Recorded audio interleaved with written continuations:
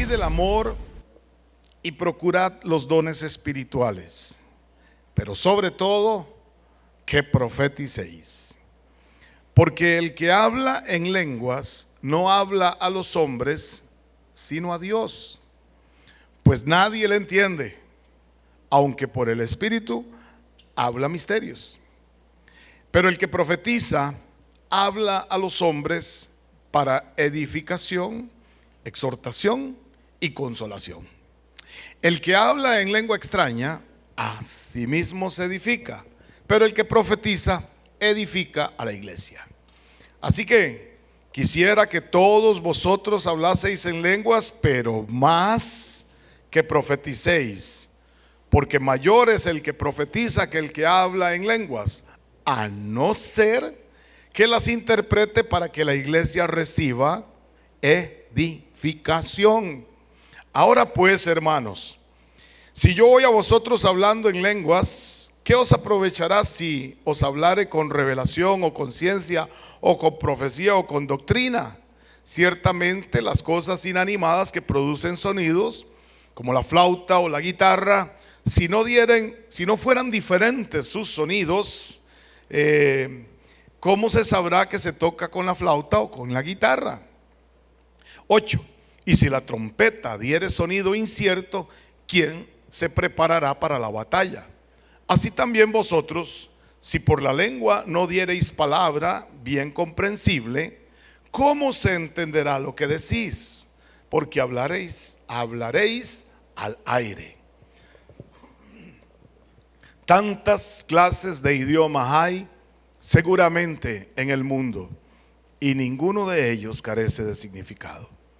Pero si yo ignoro el valor de las palabras, seré como extranjero para el que habla, y el que habla será como extranjero para mí.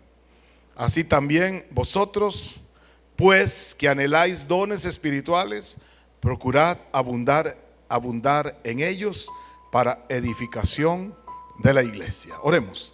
Señor, gracias. Gracias por tanto amor y por tantísima misericordia que nos has dado. Gracias por habernos permitido, Señor, estar esta mañana reunidos en tu nombre. Conozco que tu palabra me enseña que donde dos o más estemos congregados en tu nombre, tú prometiste estar aquí. Y yo sé que hoy tú estás aquí. Gracias por pasearte en medio de tu pueblo y por glorificar tu nombre en medio de la alabanza y de nuestra adoración. Señor, nos disponemos a escuchar tu palabra y pedimos que el Espíritu Santo use al que habla y al que escucha, para que la palabra enviada esta mañana a este lugar, preparada en el cielo, cocinada en el cielo para este momento, sea dada y recibida por medio de la unción de tu Espíritu Santo. Gracias en el nombre de Jesús. Pueden sentarse, hermanos. Yo quiero ser así como ponerles a ustedes el corazón en mi mano y decirles, hermanos, si se escucha algo diferente a lo que usualmente se ha venido acostumbrando a hacer dentro de la iglesia cristiana, no es casualidad, no se sienta mal. El hecho de que la iglesia cristiana haya venido por años haciendo las cosas sin usar la Biblia, porque a alguien se le pareció o alguien dijo que era más fácil o más bonito así, sin tomar en cuenta lo que dice la Biblia, pues llegó el momento en el que tenemos que coger la Biblia y ver qué es lo que la Biblia dice para hacerlo nosotros. Me refiero al mover del Espíritu Santo, por el cual muchas veces la iglesia hasta se ha visto envuelta en burlas de parte de otras personas por los desórdenes que se han ocasionado en la iglesia.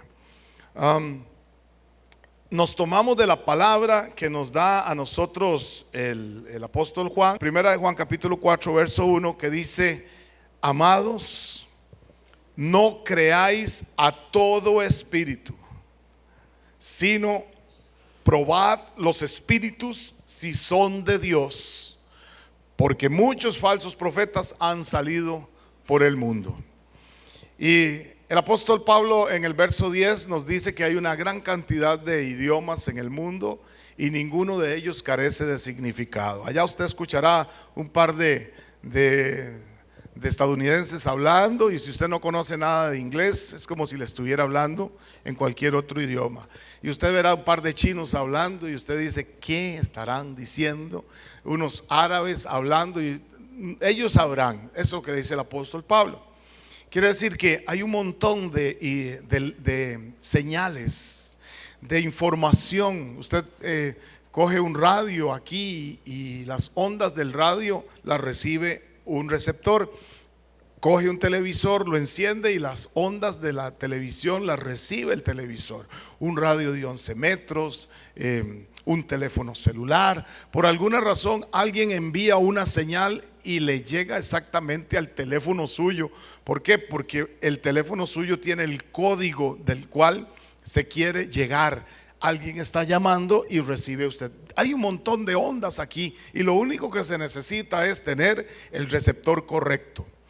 Esa parte, en la parte de la profecía, nosotros hemos venido enseñando y hemos venido compartiendo, porque lejos de criticar, aunque en cierta manera es una crítica, espero que se reciba como una crítica sana. No estamos para hacer burla, para hacer algo peyorativo contra nadie, porque no es nuestra intención. Incluso les recuerdo que la Biblia dice que lo que ella tiene que hacer en cuanto a la profecía es que pues tiene que ser bíblica, tiene que edificar, tiene que exhortar y que tiene que consolar. Y la enseñanza pues tiene que ser igual, tiene que ser bíblica, tiene que exhortar, tiene que consolar y tiene que edificar.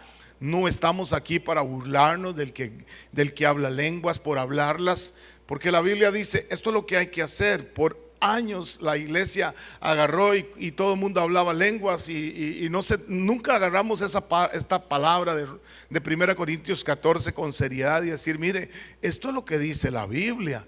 No hable lenguas si no hay quien las interprete. El que habla lenguas a sí mismo se edifica, pero es mejor que profeticemos, porque el que profetiza edifica a toda la iglesia. Me estoy comunicando. Entonces, tal vez va a sonar diferente o está sonando diferente a lo que usualmente nosotros hemos estado acostumbrados a hacer, a practicar y a escuchar en la iglesia cristiana. Pero esto que estamos haciendo es abriendo la palabra y diciendo y leyendo qué es lo que dice Dios. ¿Qué dice Dios en relación con este asunto? Con el asunto de la profecía nos encontramos que definitivamente se ha abusado de la profecía. Algunas veces para beneficio personal, personas con una mala intención, con un deseo de dañar.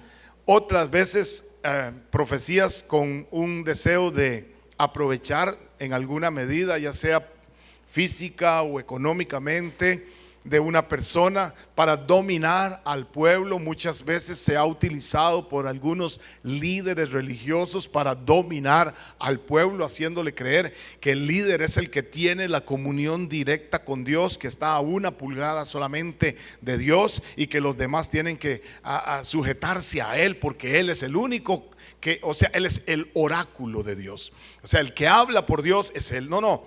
Y algunos por ganancia deshonesta, y algunos dije también que han contado profecías falsas sin mala intención, nada más bien por buenos corazones. Nunca la profecía falsa es buena, pero algunos es porque quieren consolar a alguien y dicen, así te dice el Señor, yo te levantaré. Y yo no estoy diciendo, y dije y sigo insistiendo en que Dios quiere bendecir, amén. Dios quiere sanar, amén. Dios quiere prosperar, amén. El asunto es que Dios no va a transgredir lo que ya Él dijo. Muchas personas están recibiendo siembras, cosechas de las siembras que hicieron en algún momento. Gloria a Dios. Ahora sí, entonces nos enfocamos un momentito en el verso 10 Y quisiera leer para usted lo que dice la Nueva Traducción Viviente en el verso 10. Hay muchos idiomas diferentes en el mundo y cada uno tiene significado. Pero si no entiendo un idioma, soy un extranjero para el que lo habla, y el que lo habla es un extranjero para mí. Y dice el apóstol Juan que nosotros tenemos que no creer a todo espíritu. Y para eso, pues entonces Dios nos ha dado a nosotros como algunas direcciones. Usted va por la autopista y lo sensato, lo normal, lo que se espera de cada uno de los choferes es que si va por la autopista y va a 100 kilómetros por hora y dice un letrero que dice curva peligrosa adelante, pues lo lógico, lo sensato, lo esperable es que ponga atención al letrero y disminuya la velocidad. Que usted va caminando, va manejando por la autopista y se encuentra un rótulo que dice puente angosto adelante. Usted no puede agarrar ese puente a 120 kilómetros por hora. De hecho, no hay una sola carretera en este país que pueda o que dé permiso para manejar a 120 kilómetros por hora. Para que tenga nada más una idea. Y dice, uno va por la autopista y se encuentra un rótulo que dice reduzca la velocidad a 80 kilómetros, zona escolar 40 kilómetros, no me acuerdo. Bueno, y comienza usted a saber que cuando va caminando por la autopista o por cualquiera de los caminos de cualquier parte del mundo, usted se va a encontrar algunos rótulos, y esos rótulos son información. Yo quiero esta mañana manejarlo de esa forma.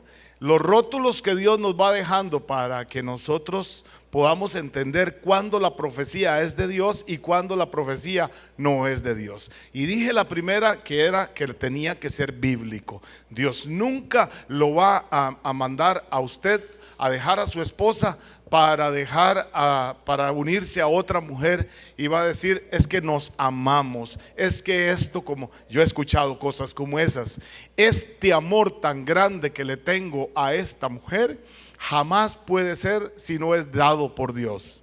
Yo no sé quién se lo dio, o yo sí sé, pero me reservo, pero no fue Dios. Dios nunca le va a mandar a usted a dejar a la familia botada. Amén. O sea, Dios no puede transgredir su palabra, y la palabra del Señor dice que no nos engañemos, ni los borrachos, ni los idólatras, ni los...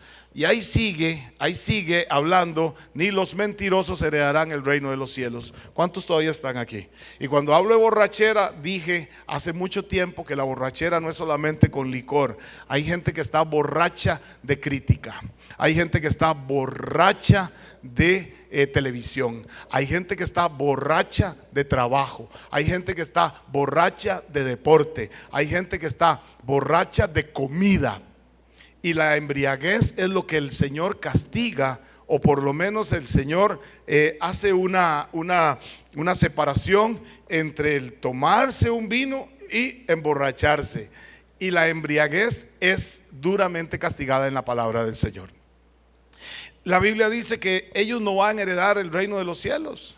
Entonces, cuando la profecía va en esa dirección y choca con lo que dice la Biblia, choca con lo que dice la palabra, pues obviamente ahí tendríamos la primera señal para saber que no es de Dios lo que estamos recibiendo. Dios nunca va a transgredir su palabra. Amén. Ahora, recuerde también que la Biblia dice que la profecía tiene que edificar. Hoy hace 8 les terminaba contando de cuando Dios hablaba en aquel lugar donde estuvimos, y decía, cada vez que Dios hablaba lo único que hacía era volar garrote, el hacha, cortar cabezas. Y yo creo que en estos últimos tiempos se están levantando y se van a levantar muchos más aquellos que están pidiéndole o creyendo que Dios les habló, o haciéndose que Dios les habló para mandar un montón de malas noticias al pueblo.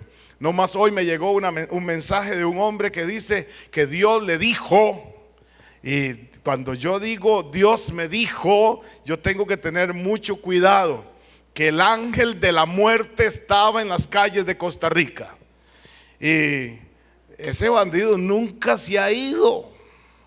nunca se ha ido. Y yo veo a veces como los grupos religiosos, las congregaciones están orando para que detengan las olas de homicidios, de suicidios, de muertes en carretera, y cada día son peor. ¿Qué pasó? ¿Qué pasó con esa oración? Bueno, lo que está pasando es que hay cosas que no podemos evitar. El Señor está por volver. ¿Cuántos están aquí todavía?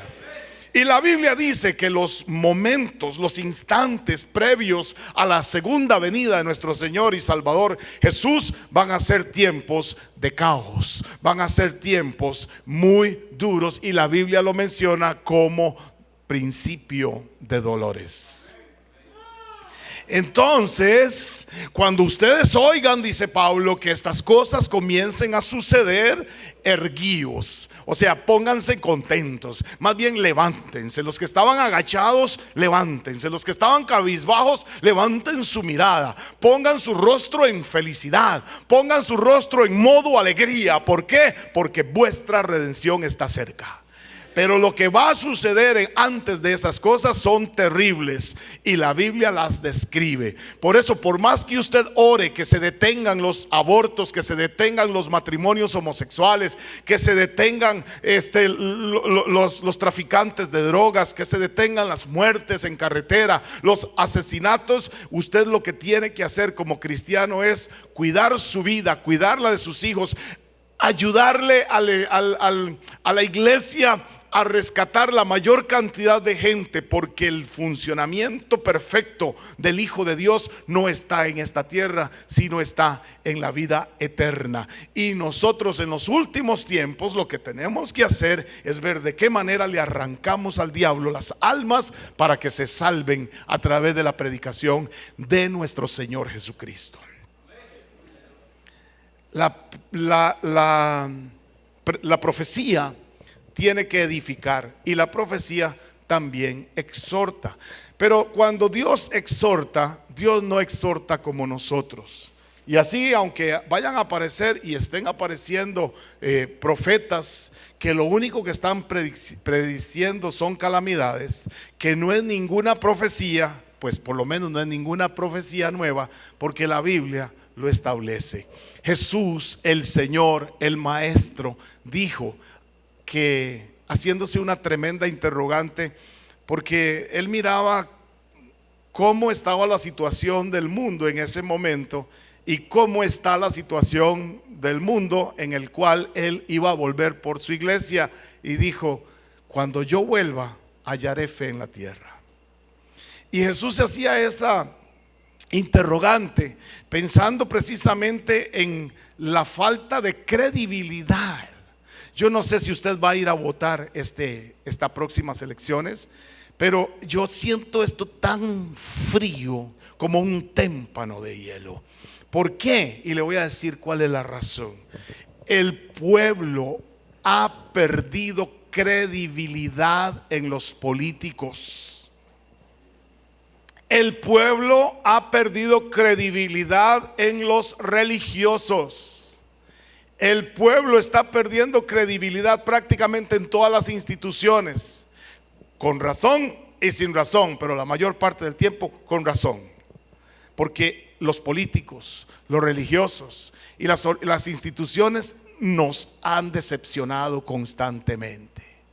Y cuando nosotros no hacemos una correcta defensa de la fe dada una vez a los santos, cuando no hacemos una correcta defensa de la palabra, sino que seguimos haciendo lo que la gente dice que hay que hacer y no vemos lo que Dios dice en su palabra, es allí cuando la gente comienza a perder credibilidad. Cuando la gente dice una cosa y hace otra, que también lo mencionamos. Las profecías han de ser examinadas, y las profecías no las podemos menospreciar, pero tenemos que tener mucho cuidado, porque muchos han perdido la fe por recibir una profecía completamente falsa. Si usted quiere saber cómo es que Dios exhorta, le voy a contar. En el verso 1 de 2 de Samuel, en el capítulo 12, dice la Biblia hablando de Natán, un profeta, un hombre que Dios manda a reprender al rey. Hablarle al rey había que limpiarse la boca, pero el rey había cometido adulterio, el rey había cometido asesinato, el rey había cometido una serie de situaciones en las que Dios no estaba contento. Y Natán viene y le dice: Señor don rey David, necesito hacerle una consulta. Resulta ser que había un hombre que tenía un montón de corderitas, era un hombre que tenía un montón de animalitos, y él era millonario, él era un hombre rico. Al frente de la casa de él vivía un hombre pobre y solamente tenía una corderita. Vea cómo le entró. ¿Usted cree que a los profetas modernos que dicen que el ángel de la muerte está a la puerta de tu casa, y usted vuelve a ver en la puerta y dice: ay, Dios mío, asustando a la gente? Así es como Dios exhorta. ¿Cuántos son hijos de Dios? ¿Usted cree que Diosito es como su papá, que cuando se le metía el agua y se volvía medio loco, lo quería medio matar? No, Dios es el Padre por excelencia. Y cuando Él exhorta, cuando Él tiene que hablarme, lo hace con mucha sabiduría y delicadeza, que a Él no le interesa perderme, a Él no le interesa medio matarme para que yo pueda entender la lección. Él lo que quiere es que yo entienda la lección. Y le dice Natán al rey David: Señor don rey, había un hombre que tenía un montón de corderitas, era rico, era millonario, y al frente vivía uno que tenía solamente una. Pero resulta que al hombre millonario un día le dijeron que lo iban a invitar, que lo iban a visitar. Y Natán sigue diciendo: Señor don rey, este hombre que tenía muchas corderitas recibió una visita, y como hay que darle de comer a las visitas, en lugar de matar una de las corderitas que él tenía, él se robó la del vecino del frente. Y yo me imagino al rey David haciendo así como hacía mi papá cuando se enojaba, que comenzaba como a elevarse y bufaba poquito a poco. Y el rey David furioso oyendo aquella historia y diciendo: ¿cómo es posible que alguien haga eso? Pero sígame contando, Natán, ya estoy bravo. Y el grandísimo infelicito, en lugar de matar una de sus corderitas, señor don rey, lo que hizo fue robársela del vecino, matarla para darle de comer a las visitas. Señor don rey, ¿qué se imagina usted que haya que hacer con un infelicito de estos? Y el otro bravísimo ya había destapado la tapa. ¡Uy, qué colerón! Ese necesitamos matarlo. Y yo me imagino a Natán diciéndole: ajá, señor don rey, usted es ese hombre. Por eso usted no debe señalar, porque cuando usted señala, usted está diciendo: usted es el de la culpa, pero con 3 dedos lo están delatando. ¿Quién es el de la culpa? ¿Quién son más, 3 o 1? Y con este usted dice: ese es el único que puede. Cuando usted señala, usted se está, mire, es que tan fácil es decirle a alguien que tiene que cumplir una condena, que tiene que pagar un precio, pero cuando es ese alguien, cuando soy yo, tengan misericordia de mí. Y así somos todos los seres humanos. Y el rey David, después de ver en la torta que se había metido, ¿por qué? Porque él confesó con su propia boca: el que hizo eso hay que matarlo. En el verso 5 encontramos que dice la Biblia que entonces se encendió el furor de David en gran manera contra aquel hombre, y dijo a Natán: vive Jehová, que el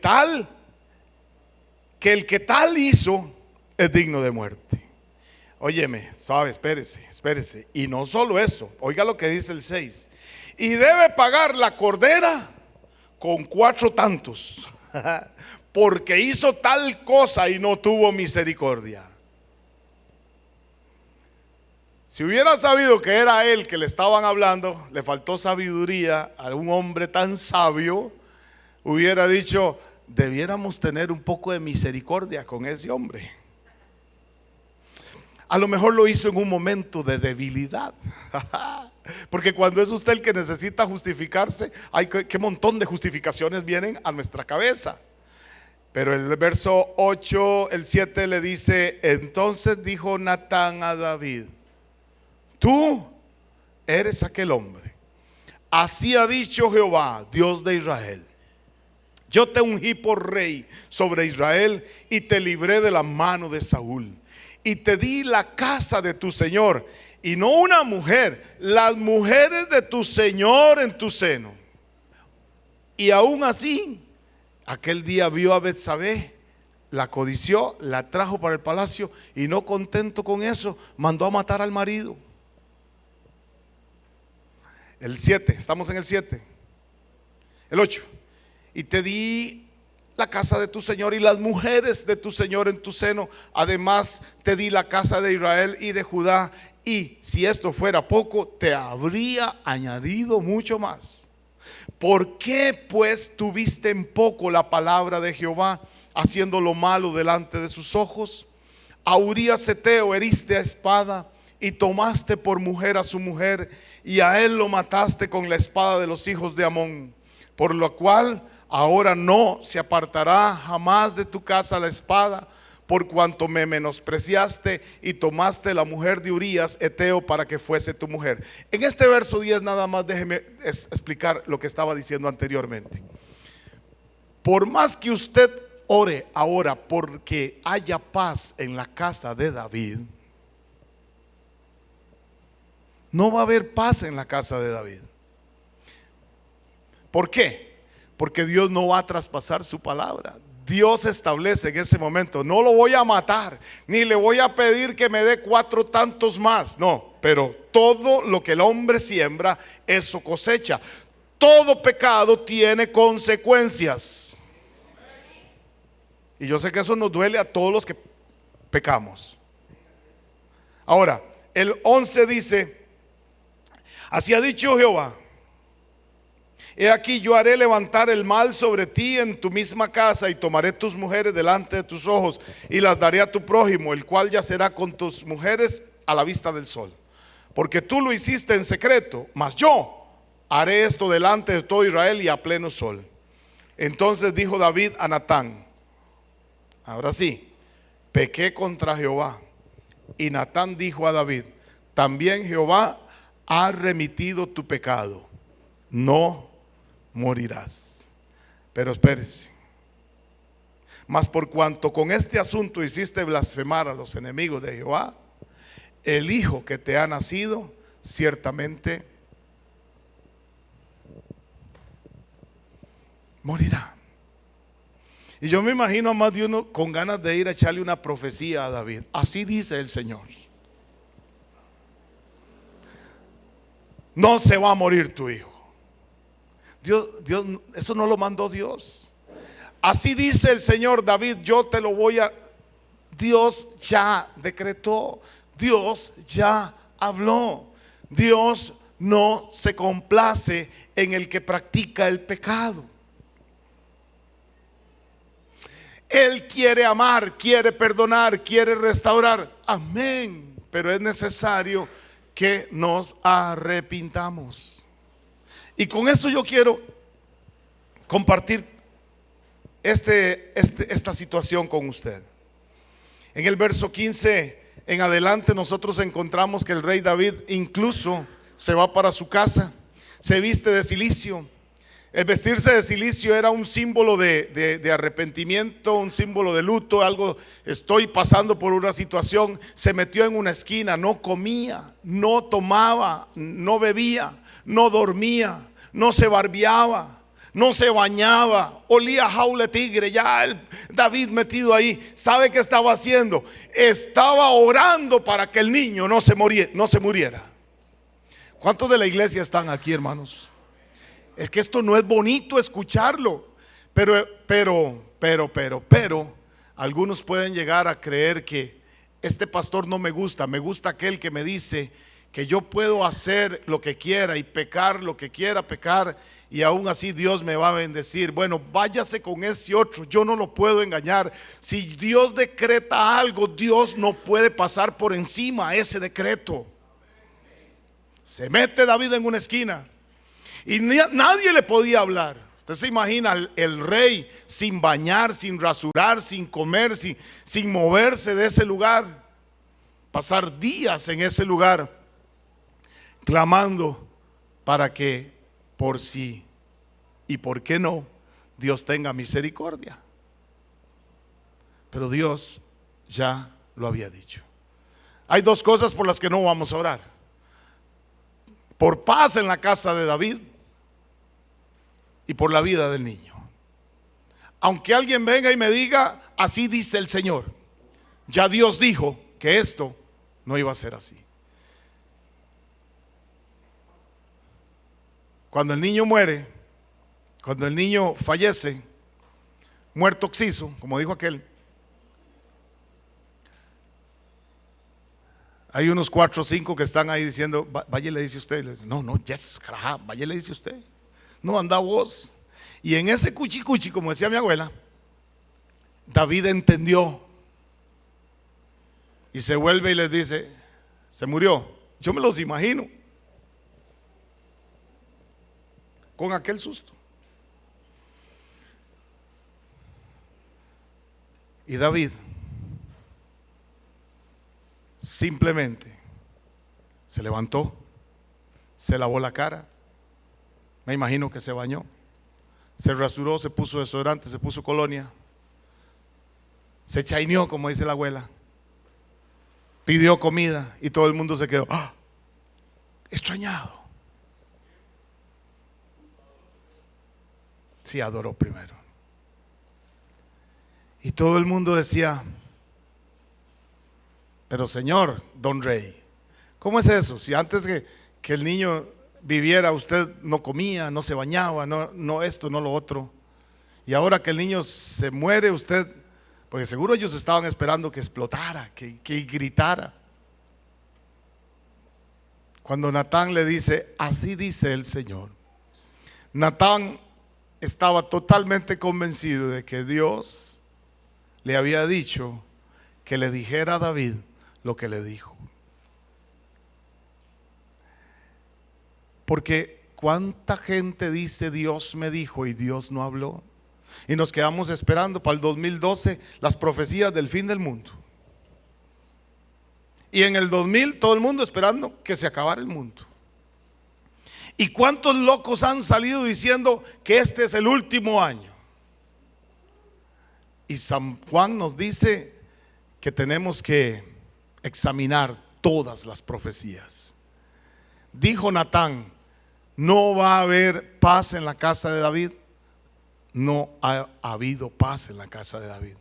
Dijo Natán, no vas a morir David. No murió David. Dijo Natán, el niño producto de este adulterio va a morir, y el niño murió. ¿Qué podemos hacer?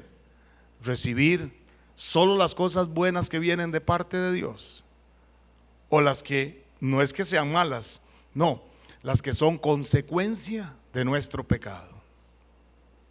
¿Cuál era el problema más grande que Dios le menciona a David a través de Natán? El problema más grande que yo veo aquí es que usted hizo que los enemigos de Jehová se burlaran de Jehová. ¿Cuál es el problema más grande de la iglesia de hoy? Y yo no sé, a algunos se los dicen porque eso es lo que el enemigo quiere hacer, avergonzarnos. Usted no puede ni enojarse en la casa porque todo el mundo le dice, ay, mira al hermanito, quien lo ve. No sé si a usted le ha pasado, porque a mí me ha pasado. Pero eso es muy diferente a que nosotros, por causa de nuestro pecado, el nombre del Señor sea vituperado. Qué fuerte. Y lo único que puedo yo imaginar o pensar es que O una de dos: o no hemos entendido lo que Dios quiere, o no nos hemos convertido al Señor. Y el Señor pone en nuestro corazón, yo no le estoy diciendo que estoy oyendo un mensaje de parte de Dios aquí, llegándome, electrocutándome, pero yo siento que la iglesia de Dios actual le importa muy poquito el testimonio. Que lo mismo le da que lo vean en una cantina, que lo vean en la iglesia, en un prostíbulo, que en la iglesia, en un salón de baile, que en la iglesia. Diga, ay, dígame algo. Están muy pálidos. Que lo mismo les da gritar un hijo de la grandísima madre a alguien por allá en la calle, a estar en la iglesia alabando y glorificando al Señor. Que lo mismo les da al estar levantando manos, tomar la cena del Señor, o a fumarse uno blanco, uno amarillo, quién sabe qué otra cosa.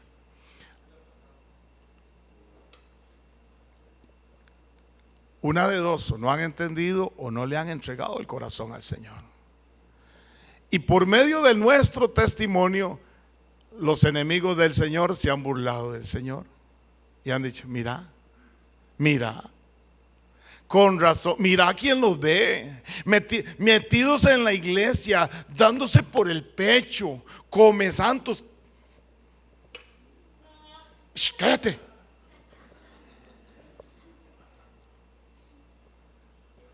¡Qué duro! Y lo único que podemos hacer es que cada vez que nosotros nos reunamos y cada vez que el Señor hable al corazón, porque nosotros no estamos aquí, no sé, algunas personas sienten que es bonito estar en la iglesia. Yo no sé, eso no es suficiente. Algunos creen que si se acaba el mundo y están metidos en la iglesia, Dios se los va a llevar, el Señor Jesucristo. Y eso no es cierto tampoco. Ni siquiera es porque usted sea parte de la membresía de una congregación. No, ni siquiera porque usted haya algún día pasado adelante. Pero la salvación es algo tan personal que tenemos que tener convencidos en nuestro corazón. ¿Por qué? Porque estamos vituperando el nombre del Señor. Y cuando la profecía es de parte de Dios y nos exhorta, no nos avergüenza, pero sí nos deja desnudos. ¿Usted se ha soñado alguna vez que anda chingo por el parque o por la plaza o nunca se ha soñado así? Qué cosa más terrible. O que está sentado en un servicio sanitario y de un pronto a otro no hay paredes y usted dice: si me paro me ven el televisor. Bueno, no es que Dios quiera avergonzarnos, pero sí el Señor, cuando nos exhorta con amor, y esa tristeza se convierte en gozo cuando nosotros actuamos en fe. Hermanos, está bien, yo no estoy diciendo que no, pero nuestra meta no es llenar gente en las iglesias. Nuestro trabajo es que el Señor tenga discípulos adentro de las congregaciones, adoradores en la iglesia, gente que ame a Dios.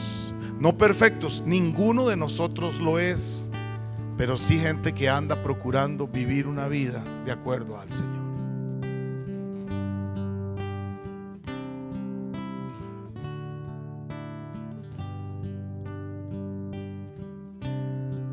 Cuando sale